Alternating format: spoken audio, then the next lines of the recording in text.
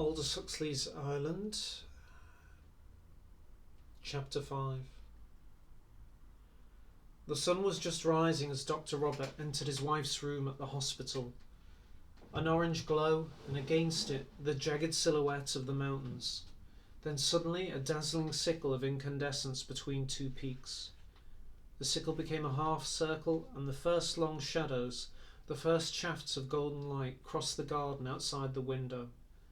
And when one looked up again at the mountains, there was the whole unbearable glory of the risen sun. Dr. Robert sat down by the bed, took his wife's hand and kissed it. She smiled at him, then turned again towards the window. "How quickly the earth turns," she whispered, and then, after a silence, "One of these mornings," she added, "it'll be my last sunrise." Through the confused chorus of bird cries and insect noises, a miner was chanting, "Karuna, Karuna." "Karuna," Lakshmi repeated. "Compassion." "Karuna, Karuna," the oboe voice of Buddha insisted from the garden. "I shan't be needing it much longer," she went on. "But what about you, poor Robert? What about you?" "Somehow or other one finds the necessary strength," he said.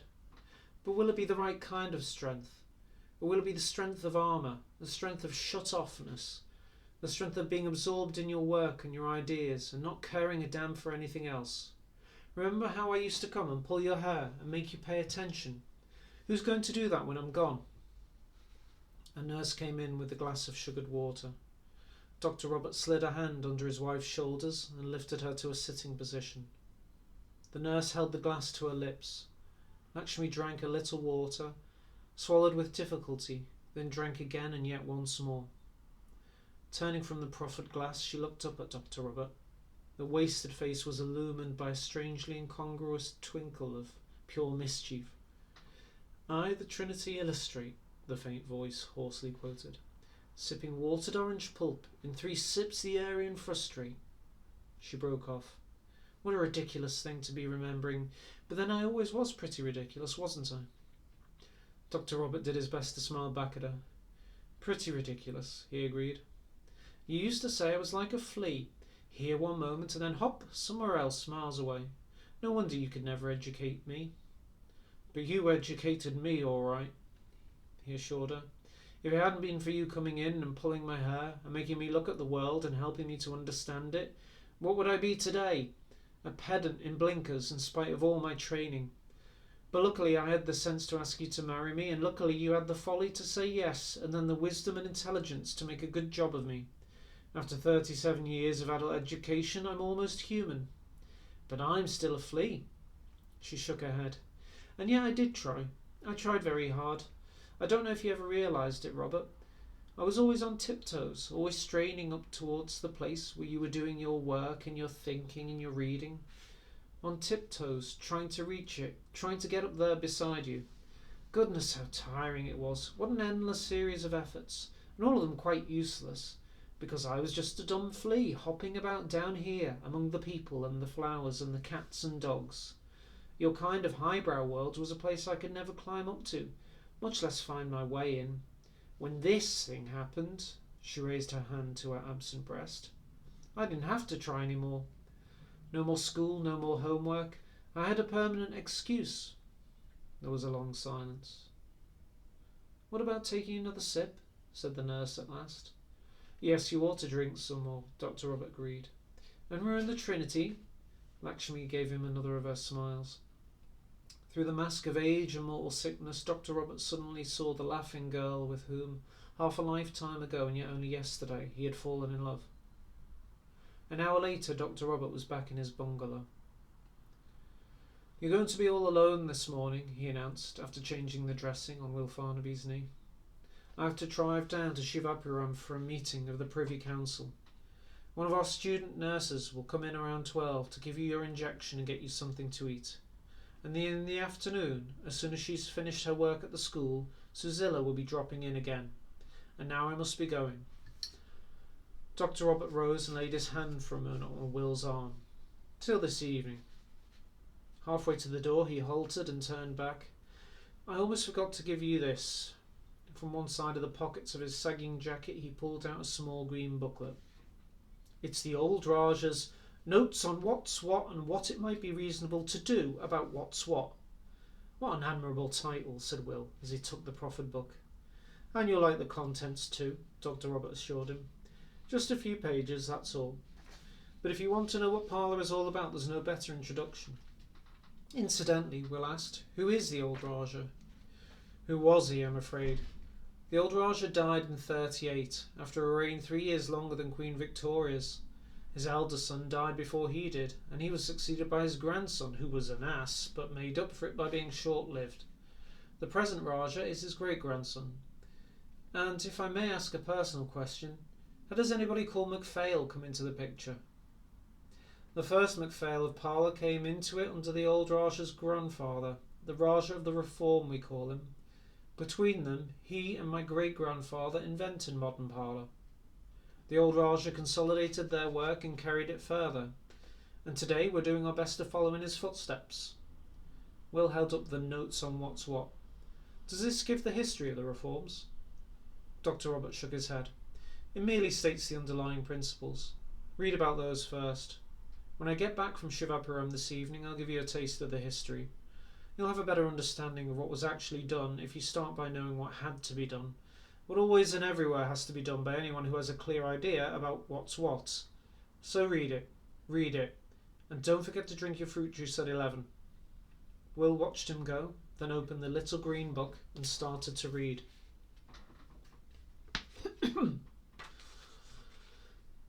Nobody needs to go anywhere else. We are all, if we only knew it, already there.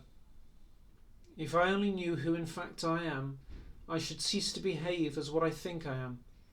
And if I stop behaving as what I think I am, I should know who I am. What in fact I am, if only the monarchy I think I am would allow me to know it, is the reconciliation of yes and no, lived out in total acceptance and the blessed experience of not to. In religion, all words are dirty words. Anybody who gets eloquent about Buddha or God or Christ ought to have his mouth washed out with carboxylic soap, because his aspiration to perpetuate only the yes in every pair of opposites can never, in the nature of things, be realised. Because his aspiration to perpetuate only the yes in every pair of opposites can never, in the nature of things, be realised, the insulated monarchy I think I am condemns himself to endlessly repeated frustration, endlessly repeated conflicts with other aspiring and frustrated monarchies.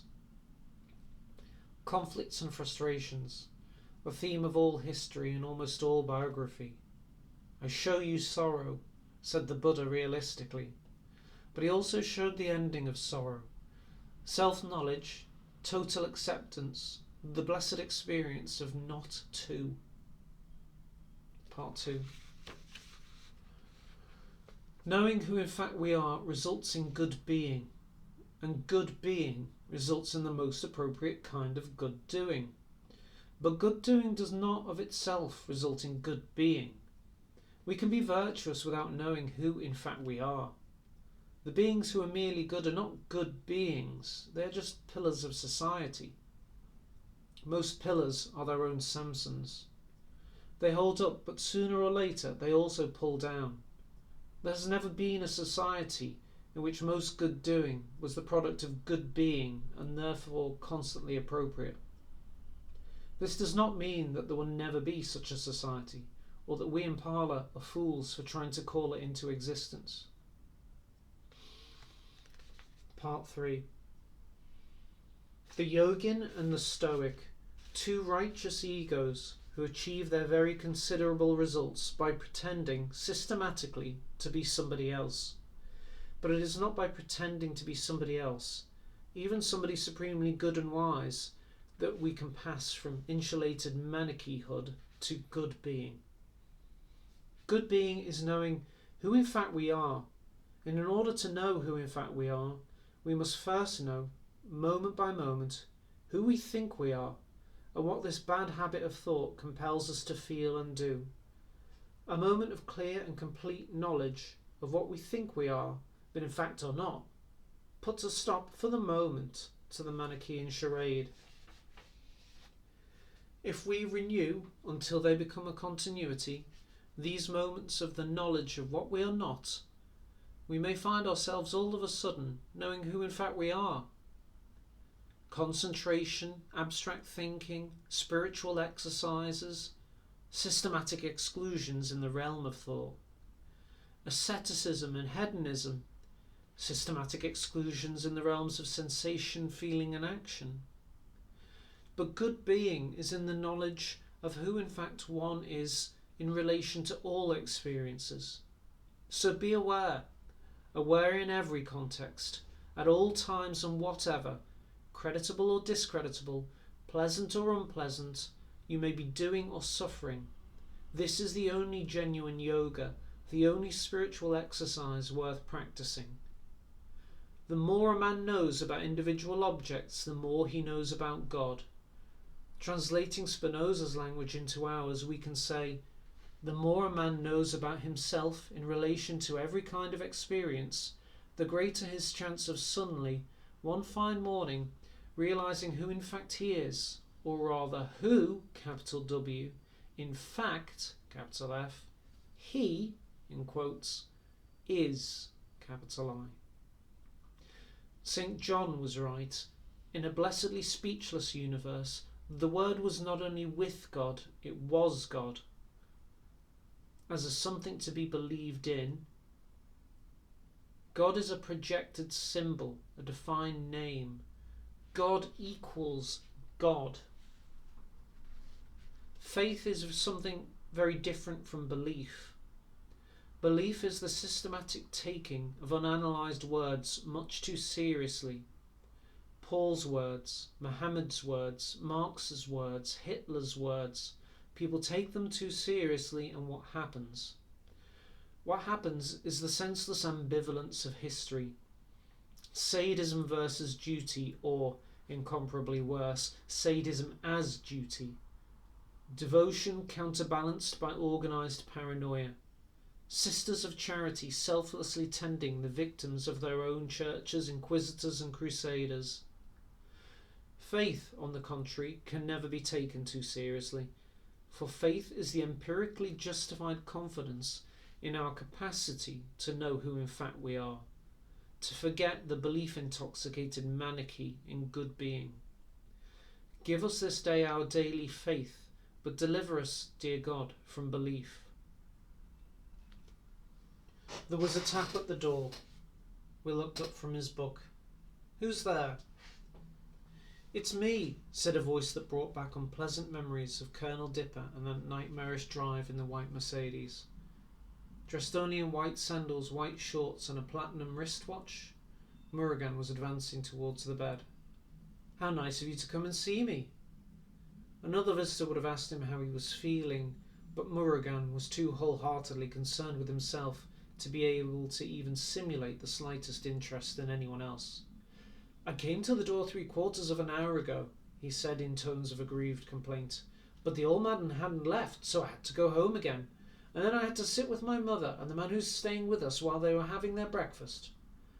Why couldn't you come in while Dr. Robert was here? Will asked. Is it against the rules for you to talk to me? The boy shook his head impatiently. Of course not. I just didn't want him to know the reason for my coming to see you. The reason? Will smiled. Visiting the sick is an act of charity, highly commendable. His irony was lost upon Murugan, who went on steadily thinking about his own affairs. Thank you for not telling them you'd seen me before, he said abruptly, almost angrily. It was as though he resented having to acknowledge his obligation, and were furious with Will for having done him the good turn which demanded this acknowledgement. I could see you didn't want me to say anything about it, said Will, so of course I didn't. I wanted to thank you, Murugan muttered between his teeth, and in a tone that would have been appropriate to you dirty swine. Don't mention it, said Will, with mock politeness. What a delicious creature, he was thinking as he looked, with amused curiosity, at that smooth golden torso, that averted face, regular as a statue's, but no longer Olympian, no longer classical. A Hellenistic face, mobile and all too human. A vessel of incomparable beauty, but what did it contain? It was a pity, he reflected, that he hadn't asked that question a little bit more seriously before getting involved with his unspeakable Babs. But then Babs was a female. By the sort of heterosexual he was, the sort of rational question he was now posing was unaskable, as no doubt it would be by anyone susceptible to boys in regard to this bad-blooded little demigod sitting at the end of his bed. "Didn't Dr. Robert know you'd gone to Rendang?" he asked. "Of course he knew. Everybody knew it. I'd gone there to fetch my mother. She was staying there with some of her relations. I went over to bring her back to Parlour. It was absolutely official." "Then why didn't you want me to say that I'd met you over there?" Morgan hesitated for a moment, then looked up at Will defiantly. "Because I didn't want them to know I'd been seeing Colonel Dipper." "Oh, so that was it." "Colonel Dipper's a remarkable man," he said aloud, fishing with sugared bait for confidences. Surprisingly unsuspicious, the fish rose at once. Morgan's sulky face lit up with enthusiasm, and there suddenly was Antinous in all the fascinating beauty of his ambiguous adolescence. "I think he's wonderful," he said, and for the first time since he had entered the room he seemed to recognise Will's existence and gave him the friendliest of smiles. The Colonel's wonderfulness had made him forget his resentment, and made it possible for him momentarily to love everybody, even this man to whom he owed a rankling debt of gratitude. "Look at what he's done for Rendang." "He's certainly doing a great deal for Rendang," said Will non-committally. A cloud passed across Morgan's radiant face. "They don't think so here," he said, frowning. "They think he's awful." "Who thinks so?" "Practically everybody." "So they didn't want you to see him?"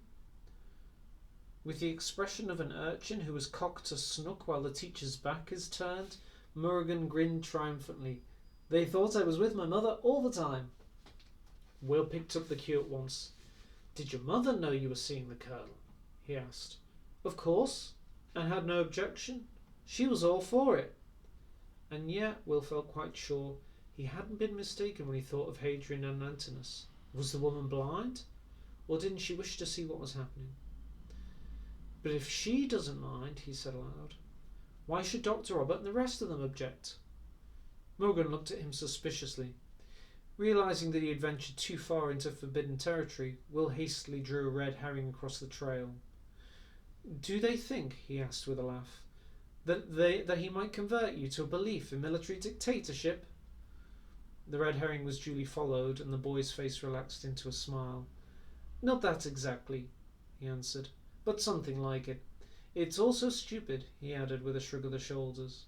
"Just idiotic protocol." "Protocol?" Will was genuinely puzzled. "Weren't you told anything about me?" "Only what Dr. Roberts said yesterday." "You mean about my being a student?" Morgan threw back his head and laughed. "What's so funny about being a student?" "Nothing at all." The boy looked away again. There was a silence, still averted. "The reason," he said at last, "why I'm not supposed to see Colonel Dipper is that he's the head of a state and I'm the head of a state. When we meet, it's international politics." "What do you mean?" "I happen to be the Rajah of Parlour." "The Rajah of Parlour?" "Since '54. That was when my father died." "And your mother, I take it, is the Rani?" "My mother is the Rani." Make a beeline for the palace. But here was the palace making a beeline for him. Providence, evidently, was on the side of Joe Aldehyde and working overtime. "Were you the eldest son?"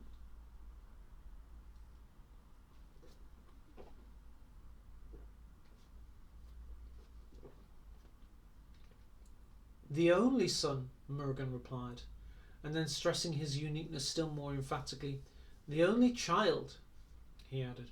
"So there's no possible doubt," said Will. "My goodness, I ought to be calling you Your Majesty, or at least Sir." The words were spoken laughingly, but it was with the most perfect seriousness and a sudden assumption of regal dignity that Morgan responded to them. "You'll have to call me that at the end of next week," he said. "After my birthday. I shall be 18. That's when a Rajah of Parlour comes of age. Till then, I'm just Murugan Malendra, just a student learning a little bit about everything, including plant breeding," he added contemptuously, "so that when the time comes, I shall know what I'm doing." "And when the time comes, what will you be doing?" Between this pretty Antinous and his portentous office there was a contrast which Will found richly comic. "How do you propose to act?" he continued on a bantering note. "Off with their heads, l'état c'est moi." Seriousness and regal dignity hardened into rebuke. "Don't be stupid." Amused, Will went through the motions of apology. "I just wanted to find out how absolute you were going to be." "Parla is a constitutional monarchy," Morgan answered gravely. "In other words, you're just going to be a symbolic figurehead, to reign like the Queen of England, but not rule." Forgetting his regal dignity. "No, no," Morgan almost screamed. "Not like the Queen of England. The Rajah Parla doesn't just reign, he rules." Too much agitated to sit still, Morgan jumped up and began to walk about the room. "He rules constitutionally, but, by God, he rules! He rules!" Morgan walked to the window and looked out. Turning back after a moment of silence, he confronted Will with a face transfigured by its new expression into an emblem, exquisitely moulded and coloured, of an all too familiar kind of psychological ugliness. "I'll show them who's the boss around here," he said in a phrase of tone which had obviously been borrowed from the hero of some American gangster movie. "These people think they can push me around," he went on reciting from the dismally commonplace script, "the way they pushed my father around. But they're making a big mistake." He uttered a sinister snigger and wagged his beautiful odious head. "A big mistake," he repeated. The words had been spoken between clenched teeth and with scarcely moving lips. The lower jaw had been thrust out so as to look like the jaw of a comic strip criminal. The eyes glared coldly between narrowed lids. At once absurd and horrible, Antinous had become the caricature of all the tough guys in all the B-movies from time immemorial. "Who's been running the country during your minority?" Will now asked. "Three sets of old fogies," Morgan answered contemptuously. "The Cabinet, the House of Representatives, and then, representing me, the Rajah, the Privy Council." "Poor old fogies," said Will. "They'll soon be getting the shock of their lives." Entering gaily into the spirit of delinquency, he laughed out loud. "I only hope I'll still be around to see it happening." Morgan joined in the laughter. Joined in it not as the sinisterly mirthful tough guy, but with one of those sudden changes of mood and expression that would make it, Will foresaw, so hard for him to play the tough guy part, as the triumphant Morgan joined in the laughter. Joined in it not as the sinisterly mirthful tough guy, but with one of those sudden changes of mood and expression that would make it, Will foresaw, so hard for him to play the tough guy part, as the triumphant urchin of a few minutes earlier. "The shock of their lives," he repeated happily. "Have you made any specific plans?" "I most certainly have," said Morgan. On his mobile face the triumphant urchin made way for the statesman, grave but condescendingly affable, at a press conference. "Top priority, get this place modernised. Look at what Rendang has been able to do because of its oil royalties." "But doesn't Parla get any oil royalties?" Will questioned with that innocent air of total ignorance which he had found by long experience to be the best way of eliciting information from the simple-minded and the self-important. "Not a penny," said Morgan. "And yet the southern end of the island is fairly oozing with the stuff. But except for a few measly little wells for home consumption, the old fogies won't do anything about it. And what's more, they won't allow anyone else to do anything about it." The statesman was growing angry. There were hints now in his voice and expression of the tough guy. "All sorts of people have made offers. Southeast Asia Petroleum, Shell, Royal Dutch, Standard of California, but the bloody old fools won't listen." "Can't you persuade them to listen?" "I'll damn well make them listen," said the tough guy. "That's the spirit." Then casually, "Which of the offers do you think of accepting?" he asked. "Colonel Dipper's working with Standard of California, and he thinks it might be best if we did the same." "I wouldn't do that without at least getting a few competing bids." "That's what I think too. So does my mother." "Very wise." "My mother's all for Southeast Asia Petroleum. She knows the chairman of the board, Lord Aldehyde." "She knows Lord Aldehyde? But how extraordinary!" The tone of delighted astonishment was thoroughly convincing. "Joe Aldehyde is a friend of mine. I write for his papers. I even serve as private ambassador, confidentially," he added, That's why we took that trip to the copper mines. Copper is one of Joe's sidelines, but of course his real love is oil. Morgan tried to look shrewd.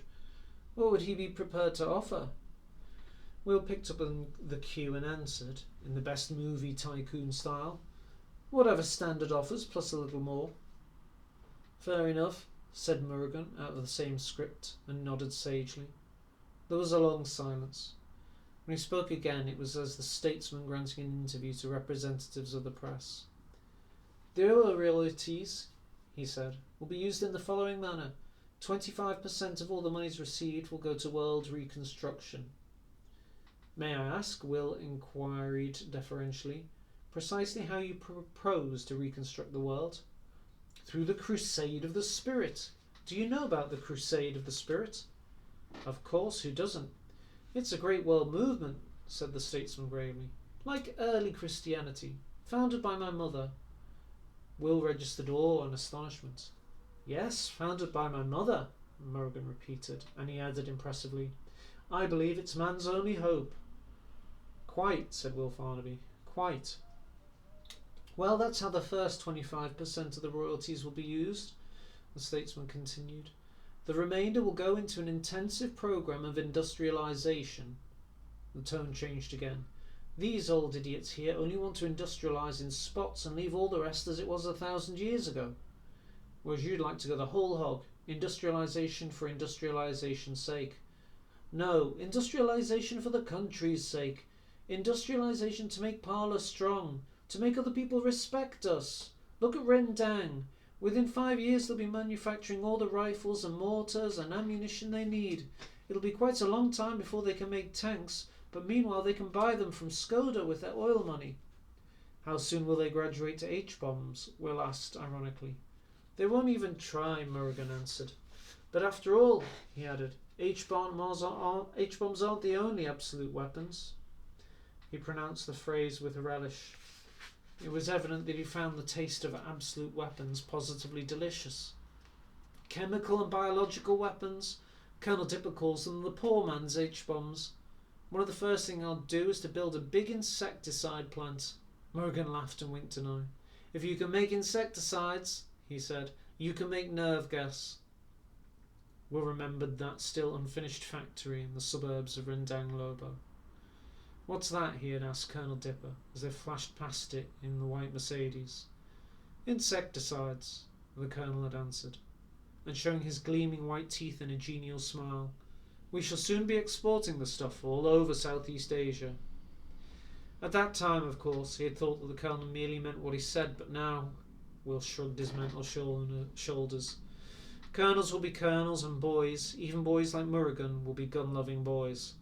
There will always be plenty of jobs for special correspondents on the trail of death. So you'll strengthen Parlour's army? Will said aloud. Strengthen it? No, I'll create it. Parlour doesn't have an army. None at all. Absolutely nothing. They're all pacifists. The P was an explosion of disgust. The S's hissed contemptuously. I shall have to start from scratch. And you'll militarise as you industrialise, is that it? Exactly. Will laughed. Back to the Assyrians. You'll go down in history as a true revolutionary. That's what I hope, said Morrigan, because that's why our policy is going to be continuing revolution. Very good, Will applauded. I'll just be continuing the revolution that was started more than 100 years ago by Dr. Robert's great-grandfather when he came to Parlour and helped my great-great-grandfather to put through the first reforms. Some of the things they did were really wonderful. Not all of them, mind you, he qualified, and with the absurd solemnity of a schoolboy playing Polonius in an end-of-term performance of Hamlet, he shook his curly head in grave judicial disapproval. But at least they did something, whereas nowadays we're governed by a set of do-nothing conservatives. Conservatively primitive, they won't lift a finger to bring in modern improvements, and conservatively radical, they refuse to change any of the old bad revolutionary ideas that ought to be changed. They won't reform the reforms, and I tell you, some of those so-called reforms are absolutely disgusting. Meaning, I take it, that they have something to do with sex? Morgan nodded and turned away his face. To his astonishment, Will saw that he was blushing. Give me an example. But Murugan could not bring himself to be explicit. "Ask Dr. Robert," he said. "Ask Vijaya. They think that sort of thing is simply wonderful. In fact, they all do. That's one of the reasons why nobody wants to change. They like everything to go on as it is, in the same old disgusting way, forever and ever." "Forever and ever," a rich contralto voice teasingly repeated. "Mother!" Murugan sprang to his feet. Will turned and saw in the doorway a large florid woman swathed, rather incongruously he thought, for that kind of face and build usually went with mauve and magenta and electric blue, in clouds of white muslin. She stood there smiling with a conscious mysteriousness, one fleshy brown arm upraised, with its jewel hand pressed against the door jamb, in the pose of the great actress, the acknowledged diva, pausing at her first entrance to accept the plaudits of her adorers on the other side of the footlights. In the background, waiting patiently for his cue, stood a tall man in a dove-grey Dacron suit, whom Murugan, peering past the massive embodiment of maternity that almost filled the doorway, now greeted as Mr. Bahu.